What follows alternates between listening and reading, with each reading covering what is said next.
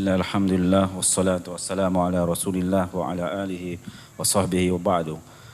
Qala al-imamu Hafiz Ibn Hajar Asqalani rahimahullahu ta'ala fi kitabih Bulughul Maram, kitabus salah, babu sifatus salah.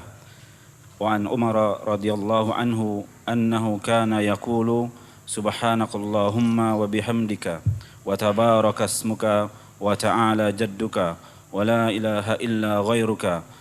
Rawahu Muslimun bisanadin munqati' wad Daruqutni mausulan wa huwa mauqufun wa nahwuhu an Abi Sa'idin al-Khudri marfu'an 'inda al-khamsah wa fihi wa kana yaqulu ba'da at-takbir a'udzu billahi as-sami'il 'alim minasy syaithanir rajim min hamzihi wa nafthihi wa nafthihi.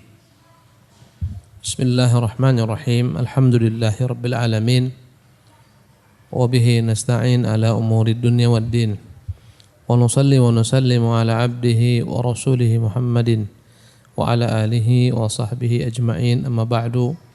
Rabbi shrah li sadri wa yassir li amri wahlul 'uqdatam min lisani yafqahu qawli.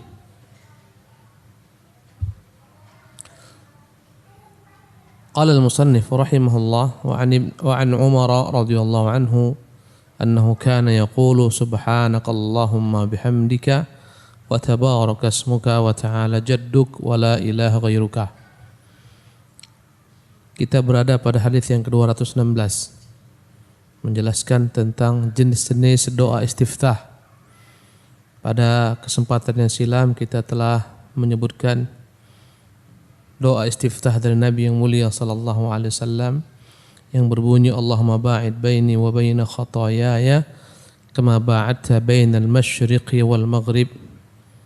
Ya Allah, jauhkanlah aku dengan kesalahan-kesalahanku sebagaimana engkau menjauhkan antara timur dan barat.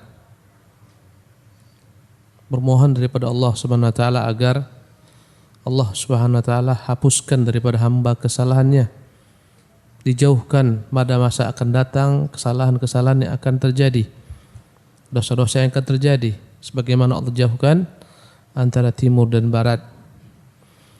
Kemudian Allahumma naqqini min khataayaya, ya wahai Allah, bersihkanlah saya daripada kesalahan-kesalahan saya, tentunya dengan mengampuni hamba. Ya, bermohon kepada Allah agar Allah mengampuni hamba dari dosa-dosa yang melumuri diri kita, karena hamba senantiasa melumuri dirinya dengan dosa, baik dosa-dosa besar dan maupun dosa-dosa kecil. Kama yunaqqa thawbul abyadha minad danas, bagaimana dibersihkannya ya pakaian putih daripada kotoran. Pakaian putih adalah pakaian begitu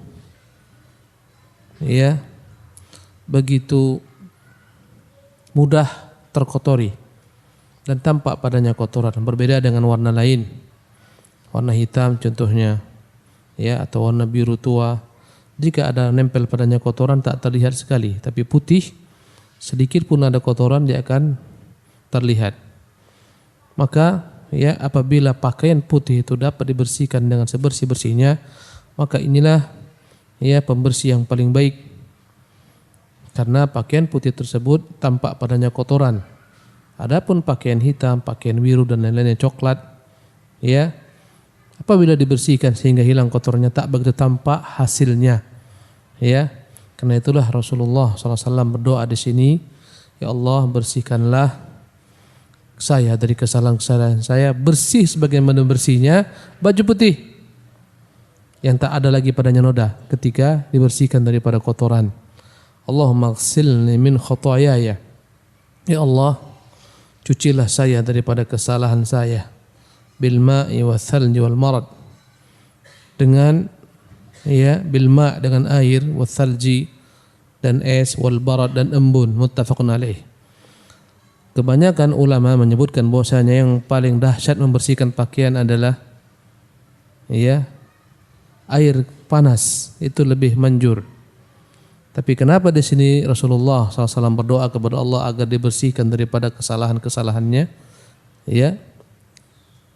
Tapi dibersihkan dengan sarana yang disebutkan di sini, dengan air es, dengan air embun, ya, muttafaqun alaih. Kata para ulama, meskipun yang paling dahsyat membersihkan adalah air yang panas, ya. Tapi di sini Rasulullah meminta agar dibersihkan sebagaimana dibersihkan dengan dibersihkan dosa-dosa beliau, ya, dengan air dingin, dengan es. Karena kata para ulama bahwasanya dosa kita ini memiliki hararah. Dosa itu bergejolak bagaikan api. Ya. Dosa itu maksiat kepada Allah Subhanahu wa taala membuat panas. Ya. Karena itulah untuk memadamkan panas dosa ini dengan doa kepada Allah Subhanahu wa taala. Dan tidak ada yang dapat memadamkan sesuatu yang panas kecuali air. Apalagi air dingin. Karena itulah Rasulullah SAW sebutkan, sebagai ulama menyebutkan di sini dengan ungkapan itu. Ya Allah, ighsilni, cucilah saya min khotoyaya, dari kesalahan-kesalahan saya, bil ma'i wa thalji wal barad, dengan air, dengan es, dengan embun. Ya. Ini semua karena panasnya dosa. Dosa bergejolak, panas. Ya, dengan air dingin, ya, diharapkan sesuatu yang panas itu dapat dipadamkan. Begitu jugalah dengan dosa. Ya. Dengan ampunan Allah Subhanahu wa taala, Allah Subhanahu wa taala dapat menghapuskan dosa-dosa kita. Ini inti daripada doa istiftah. Meskipun ini yang paling sahih sanadnya, tapi kebanyakan para ulama mengatakan bahwasanya yang lebih utama daripada ini adalah doa yang akan kita pelajari sekarang, daripada Umar bin Khattab radhiyallahu tabaraka anhu. Kita baca hadis sekarang ini. Wa an Umar, dari Umar radhiyallahu anhu, annahu kana yaqul, adalah Umar radhiyallahu anhu berkata, Subhanakallahumma wa bihamdika, Subhanaka Allahumma, maha suci engkau wahai Tuhan, ya Allah, wa bihamdika, dan bagimu segala puji, wa tabarakasmuka, penuh dengan keberkahan namamu jika disebut, wa ta'ala jadduka, dan maha tinggi wahai engkau Tuhan, jadduka, kekayaanmu, tidak ada yang dapat menandingi kemahakayaanmu, kau tak butuh makhluk butuh kepadamu, kau maha tinggi wahai Tuhan, ya, uluwudz dzati wal qahri wal qudrah, engkau maha tinggi zatmu, engkau maha tinggi kekuasaanmu, engkau maha tinggi keperkasaanmu, ya, dan engkau maha tinggi dalam bentuk jadduka. Jadduka maknanya ghinaka, engkau maha tinggi wahai Tuhan, maha kaya, tidak ada yang lebih tinggi daripadamu dari sisi kekayaan, karena semua makhluk butuh kepadamu dan engkau tidak pernah butuh kepada makhluk. Ya, ini makna jadduka. Wala ilaha ghairuka, dan tidak ada Tuhan wahai Allah yang berhak disembah selainmu. Kebanyakan para ulama menganjurkan doa istiftah ini yang paling baik. Bukan karena dia pendek, walaupun disini dikatakan ini adalah riwayat daripada Umar bin Khattab. Bahkan al-Imam, ya, berkata al-Imam Al-Hafidz Ibn Hajar, rawahu Muslimun bisanadin munqati, riwayat ini dari riwayat Muslim tapi dengan sanad yang terputus. Wa Daruqutni mausulan, dan Imam Daruqutni menyambungkan riwayat yang putus yang telah diriwayatkan oleh Imam Muslim, wa huwa mauquf, ya. Dan Ibnu Hajar menghukumi riwayat ini mauquf. Mauquf adalah pembagian daripada hadis dari sisi ujungnya. Hadis dibagi tiga dari sisi sampai, ya, ujungnya. Yang tertinggi namanya marfu'. Itu adalah hadis yang sampai kepada Nabi SAW. Benar-benar, ya, Nabi yang mengucapkan atau Nabi yang melakukan atau Nabi yang menyetujui. Namanya apa tadi? Marfu'. Adapun yang kedua di bawah marfu' namanya adalah mausul. Ya, mausul adalah, ya, mauquf, afwan, mauquf. Mauquf adalah riwayat yang sampai ujungnya hanya kepada sahabat, baik berupa perkataan maupun perbuatan sahabat, ya, tidak sampai kepada Nabi. Perkataan tersebut adalah perkataan sahabat, perbuatan tersebut adalah perbuatan sahabat, ya. Al-Hafidz Ibnu Hajar mengatakan hadis ini yang paling benar mauquf kepada Umar, artinya hanya sampai kepada Umar saja, Umar yang mengucapkannya, ya. Maka walaupun dianggap hadis ini mauquf, tapi perkataan sahabat tentang doa-doa, ya, tentang balasan-balasan pahala, ancaman-ancaman dosa, perkataan itu tak akan mungkin keluar daripada sahabat sembarangan. pasti mereka pernah mendapat persetujuan dari Nabi atau Nabi mendengarkannya. Karena tak boleh ada perkataan sahabat yang Nabi SAW tak mengetahuinya sementara perkataan tersebut salah. Pasti Allah wajib memberitahukan kepada Nabi agar tak terjadi kesalahan di antara para sahabat. Karena itulah yang mengatakan hadis ini hanya sampai kepada Umar.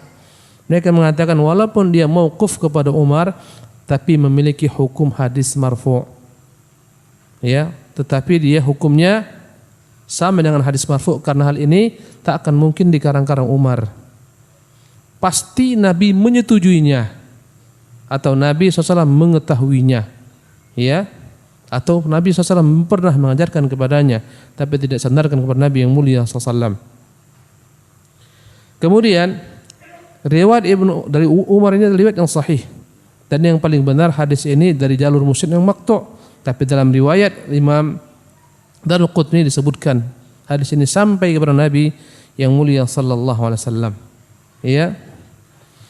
Berkata Ibnu Qayyim rahimahullah, ya, dalam kitabnya Zadul Ma'ad fi Hadi Khairul Ibad, qad sahha anna Umar kana yastaftihu bih. Terdapat riwayat yang benar Umar memang membaca doa istiftah dengan doa ini. Wa yajharu bih, bahkan Umar baca dengan kuat. Subhanakallah bihamdika wa tabarakasmuka ta'ala jadduk, dalam rangka mengajarkan kepada umat. Wa yu'allimuhun nas, diajarkan kepada orang-orang di belakangnya. Ya, wa huwa bihadza fi hukmil marfu'. Dan ini menunjukkan hadis ini memiliki hukum marfu'. Karena Umar ajarkan kepada orang-orang belakangnya, di antara mereka ada sahabat. Dan sahabat tak akan mungkin sepakat atas kemungkaran. Kalaulah ini perkataan mungkar, sahabat pasti ingkari. Ya, seolah-olah para sahabat meridai, menyetujui, ya, perkataan Umar ini. Dan ini menunjukkan bahwasanya pastilah perkataan ini ada dari Nabi SAW. Sekalipun dikatakan hanyalah mauquf dari sisi sanad kepada Umar, tapi memiliki hukum apa tadi? Marfu'. Ya. Dan apa yang diriwayatkan oleh Imam Ad-Daruqutni mausulan, menyambung sampai kepada Nabi SAW, ya, disahihkan Imam Hakim, Imam Zahabi, dan dari berbagai macam jalur. Karena itulah hadis ini yang benar tidak hanya sampai kepada Umar, tapi telah sampai kepada Nabi. Berarti dia apa namanya? Marfu'. Ya. Adapun hadis ini kata para ulama lebih utama daripada Allahumma ba'id baini wa baina khotoyaya.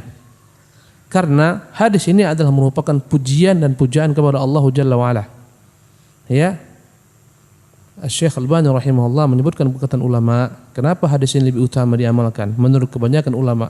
Karena dalamnya ada kandungan-kandungan pujian. Ya. Para ulama membagi menjadi 3 bagian dalam bentuk puji-pujian kepada Allah. Pertama adalah pujian maupun pujaan. Ini yang paling tinggi. Hamba memuji dan memuja Allah Subhanahu wa taala. Ya, ini yang pertama, yang paling tinggi.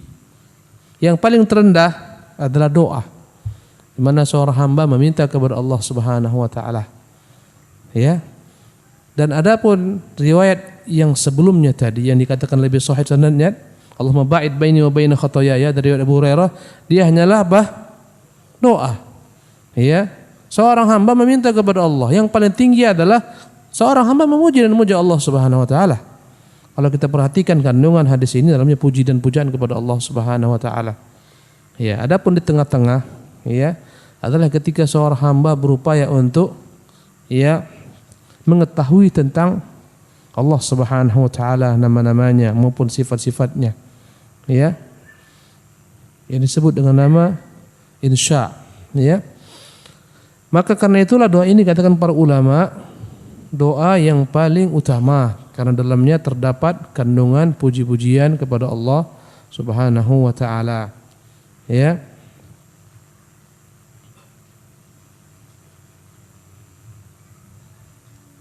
Kita akan insyaallah jelaskan, ya, makna daripada hadis ini.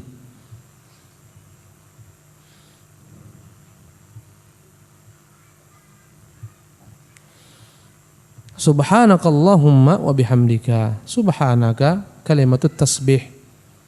Maknanya adalah tanzihullah, mensucikan Allah Subhanahu wa taala dari segala macam bentuk celah yang ditujukan kepada Allah. Sebagaimana banyaknya musuh-musuh Allah yang mencela Allah. Ada yang menghinakan Allah Subhanahu wa taala sebagaimana Yahudi yang mengatakan Allah Subhanahu wa taala itu bakhil, kikir. Wa qalatil yahud yadullahi maghlulah. Allah berkata Yahudi, orang-orang Yahudi berkata Allah itu tangannya terbelenggu, maknanya bakhil, tak mau berinfak. Ghullat aydihim, tangan mereka yang terbelenggu daripada kebaikan, yang kikir.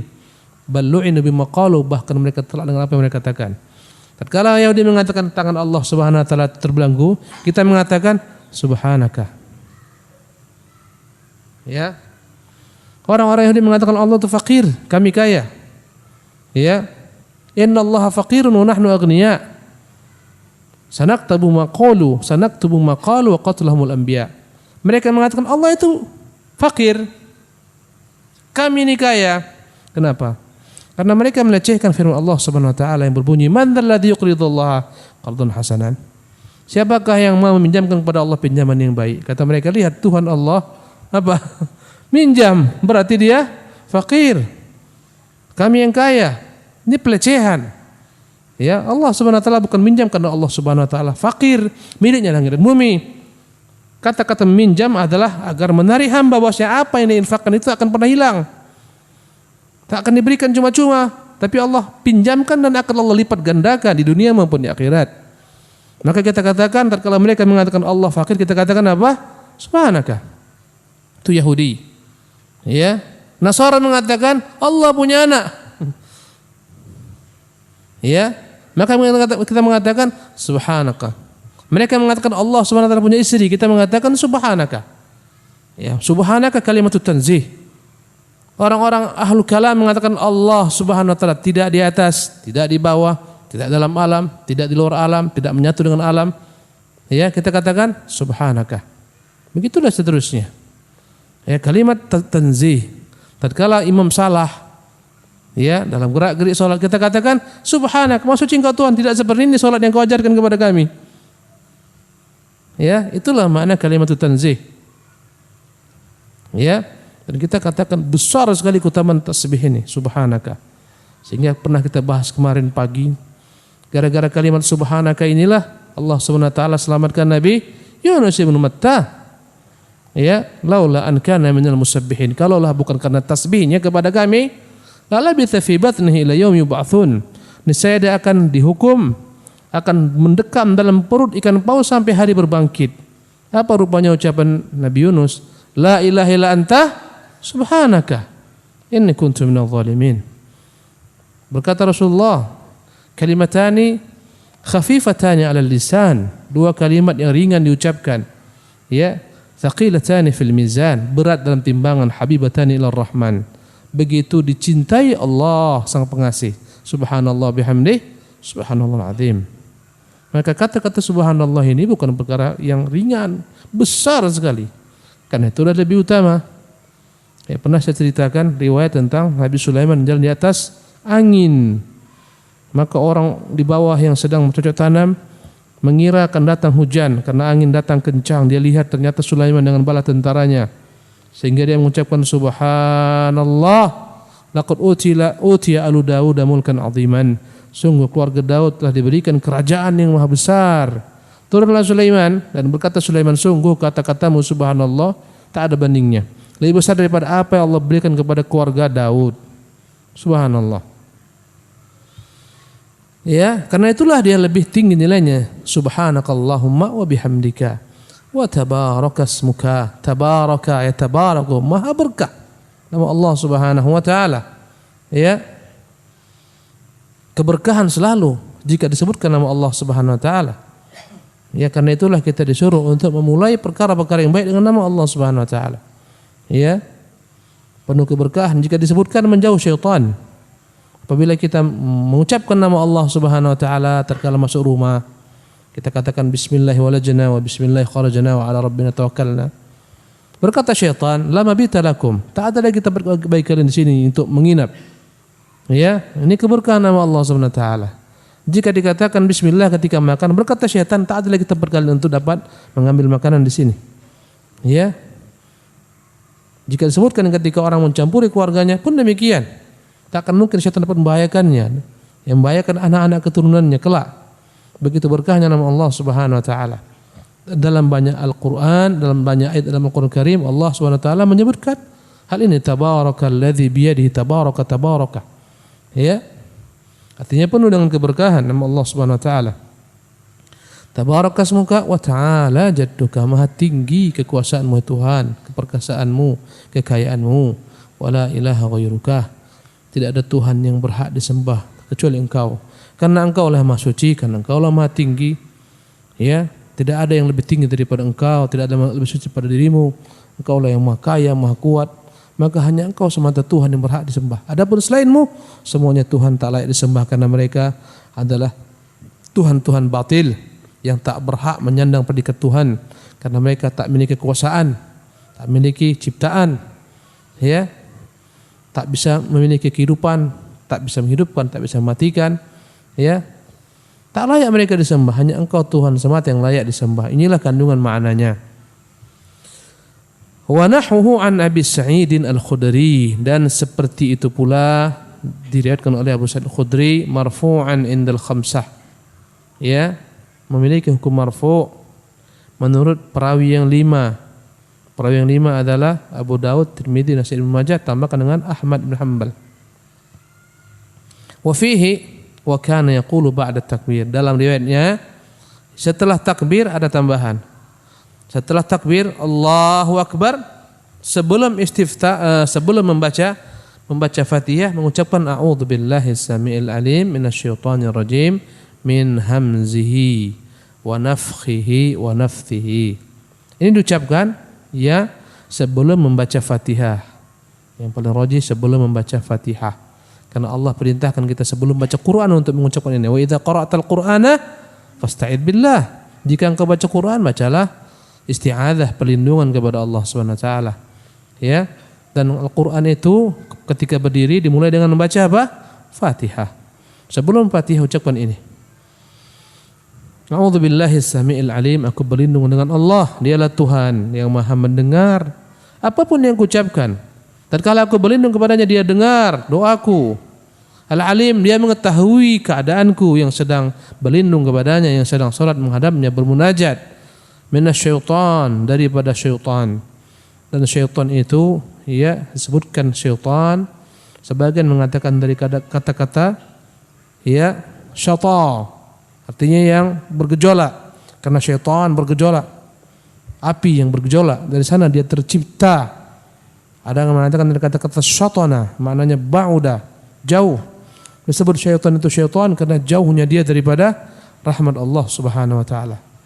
Dan syaitan itu adalah sifat yang bisa disifati dengannya manusia maupun jin. Ya, orang yang jauh daripada rahmat Allah karena memiliki sifat sebagaimana syaitan pengganggu, layak dikatakan syaitan. Sebagaimana Rasulullah SAW menyebutkan pada beberapa kesempatan silam, ketika ada orang tetap maksa lewat di hadapan orang sholat, tahanlah dia. Jika dia tak mau, enggan, berusahalah semampunya. Menolak dia, fa innahu syaitan, sesungguhnya dia adalah syaitan. Ya. Karena itulah syaitan bisa dari bangsa jin, bisa juga dari bangsa manusia. Yang dimaksudkan dengan syaitan di sini adalah syaitan dari bangsa jin, bala tentara iblis. Iblis adalah nenek moyangnya. Semua bangsa jin yang mengikuti iblis disebut syaitan. Semua manusia yang mengikuti langkah iblis juga disebut syaitan. Ya. Sebagaimana Allah mengatakan syayatinul insi wal jinni yuhi ba'duhum ba'dan zukhrufal qawli ghurura. Adanya syaitan-syaitan dari golongan jin dan manusia yang mereka saling kuat menguatkan, saling memberikan informasi, ya, saling bantu-membantu, ya, memberikan inspirasi satu sama lainnya. Zukhrufal qawli, perkataan yang menipu, ghurura, ya, yang membuat orang terpukau. Ya, berapa banyaknya syaitan-syaitan dari golongan manusia yang sekarang berkeliaran dalam media sosial. Mereka yang menyebarkan berbagai macam bentuk kejelekan-kejelekan, terinspirasi daripada iblis. Akhirnya mereka menyebarkan berbagai syubhat, ya, menyebarkan berbagai macam syahwat, yang menyebarkan dalam media sosial, dalam net, Ya, itu syaitan. Apalagi jika mereka menyebarkan syubhat dan syahwat yang dibaca manusia sepanjang zaman, terus mengalir bagi mereka dosanya.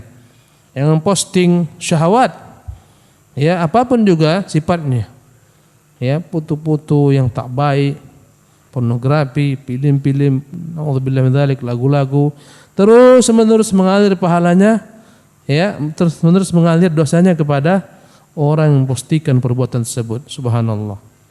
Maka berbahaya. Ya, sebagaimana kalau kita postingkan sesuatu yang baik, subhanallah, kita kirimkan yang baik, tuliskan yang baik, dibaca orang, terus sampai hari kiamat kita share video yang baik, dengan itu orang tobat, dengan itu orang kembali, sampai hari kiamat akan mengalir pahala kepada kita. Maka pandai-pandailah kita menggunakan apa yang ada pada kita ini berupa Android, jet, ya apapun jenisnya, iPhone, hadiah dan seterusnya, pandai-pandailah. Jika tidak, dialah yang paling dahsyat menyerumuskan seseorang menjadi teman syaitan. Ya dan billah. Minasyaitonir rajim, daripada syaitan ar-rajim. Ar-rajim adalah yang terrajam. Rajama yarjumu makna adalah melontar. Ar-rajim syaitan yang dilontar. Karena Allah Subhanahu wa taala ya menyebutkan bahwasanya Allah perintahkan malaikat-malaikat untuk melontar syaitan-syaitan yang berusaha mencari berita ke langit. Ya kata Allah, la yasma'una ilal mala'il a'la. Mereka tak akan mungkin diberikan kesempatan naik ke atas alamnya malaikat. Wa yuqdzafuna min kulli janib. Mereka akan dilempar dari segala macam sisi. Ya, itulah makna ar-rajim. Ya, yang dilempar baik dengan api berupa bintang-bintang yang kita lihat atau komet meteor, ataupun juga bermakna dia dijauhkan daripada rahmat Allah, dilempar daripada rahmat Allah Subhanahu wa taala. Inilah makna ar-rajim. A'udzu billahi minasyaitonir rajim min hamzihi. Ya, al-hamzu maknanya adalah junun was-sar'u.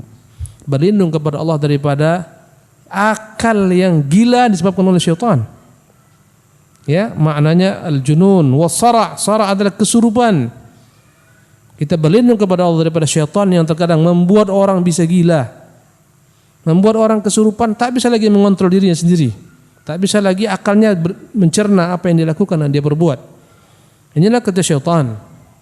Ya, di antara sihir yang disebarkan syaitan, ya adalah syaitan dengan perantara ya wali-walinya dari bangsa manusia, terkadang menyakiti, menciderai, bahkan mungkin membunuh orang yang tersihir. Membunuhnya, kadang-kadang merasukinya, kadang-kadang membuat mereka gila. Ya. Oleh karena itulah kita berlindung kepada Allah daripada min hamzihi, daripada ya kejahatan setan yang bisa membuat orang menjadi gila. Kesurupan.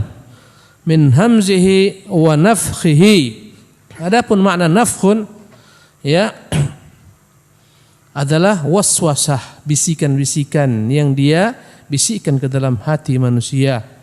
Ya. Dia besarkan dirinya agar diikuti oleh manusia, diagungkan dirinya ya agar diikuti manusia. Dia berikan kepada manusia berbagai macam janji-janji, iming-iming agar manusia mengikutinya. Ya, sebagaimana Allah menyebutkan kelak di hari kiamat, Allah Subhanahu wa taala masukkan ahli surga ke dalam surga, masukkan ahli neraka ke dalam neraka, maka akan diletakkanlah mimbar dari api neraka jahanam. Berpidatolah ketika itu iblis, pidato yang sangat mengharu-birukan, menyedihkan. Berkatalah iblis kepada seluruh manusia yang dia sesatkan, innallaha wa'adakum wa'dal haqq. Sesungguhnya Allah telah memberikan kepada kalian janji yang benar. Sekiranya kalian ikuti apa-apa yang janjikan, pasti Allah tepati janjinya. Wa wa'adtukum, aku pun membuat janji kepada kalian. Ya, aku janjikan berbagai macam janji-janji iming-iming, hidupmu masih panjang, nanti sajalah tobat. Ya, macam-macam. Andai kata kau terlampau sibuk mencari yang halal, sekarang yang haram pun payah, nanti kau tak makan. Macam-macam. Nanti kau dikucilkan manusia, nanti kau dibuang. Fa akhlaftukum, tapi aku selisihi janjiku dengan kalian. Ya, inilah bedanya Allah dengan syaitan. Ya, Inilah dia namanya nafkhun min hamzihi wa nafkhihi wa nafthihi. Ya, adapun an-nafthu, berkata Ibnu Qayyim, an-nafthu fi'lus sihir, perbuatan sihir, magic, ya, yang terkadang melalui hembusan nafas yang dihembuskan kepada buhul-buhul. Ya, terkadang dihembuskan kepada benda-benda yang dimiliki orang yang akan disihir sebagai sarana, rambutnya, bajunya, macam-macam. Ya, dihembuskan, ditiupkan. Karena itulah Allah SWT menyuruh kita untuk berlindung dengan al-mu'adzatain, ya. Qul a'udzu birabbil falaq min syarri ma khalaq wa min syarri ghasiqin idza waqab wa min syarrin naffatsati. Inilah makna nafthu, daripada para tukang sihir perempuan yang meniupkan fil uqad, pada tali temali. Ya, disimpulkannya lah, ya, diikatnya, akhirnya laki-laki tak dapat mencampuri keluarganya. Subhanallah. Karena ada yang iri, ada yang cemburu, mantan pacarnya diambil orang lain, dikerjain dengan berbagai macam cara, ya, dengan berbagai macam media, buhul yang diikat macam-macam, mainkan gasing tengkorak, putar-putar kepala pengantin, pusing kepalanya, macam-macam. Kita berlindung daripada perbuatan syaitan ini. Ya, inilah maknanya. A'udzu billahi samil alim minasyaitonir rajim min hamzihi wa nafthihi wa nafthihi. Ini pula yang kita ucapkan apabila kita yang merasa terganggu dalam salat.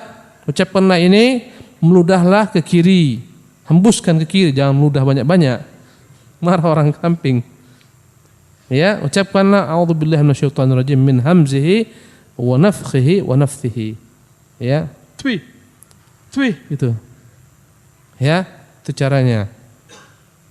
Jangan kuat kali terganggu nanti imam. Baik. Berapa lagi soal jam saya enggak ada jam lagi. Kam baqiya. Berapa? 3 menit lagi. Allah musta'an. Yalah, cukup sampai di sini dulu. Insyaallah kita lanjutkan di kesempatan yang akan datang.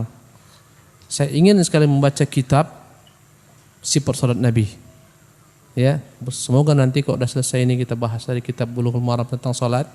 Nanti kita baca sebelum pindah ke bab lain, kita baca sifat salat Nabi. Itu Syekh Albani rahimahullah taala. Ya, kita baca lembar demi lembar, bersabar. Setuju antum? Nanti dikopikan dulu bukunya. Insyaallah taala. Nanti saya beritahukan panitia biar siap-siap mengkopinya. Jadi antum semuanya ada, bisa dilihat ini. Dan kopiannya bahasa Arab. Enggak laku sini bahasa Indonesia. Assalamualaikum warahmatullahi wabarakatuh.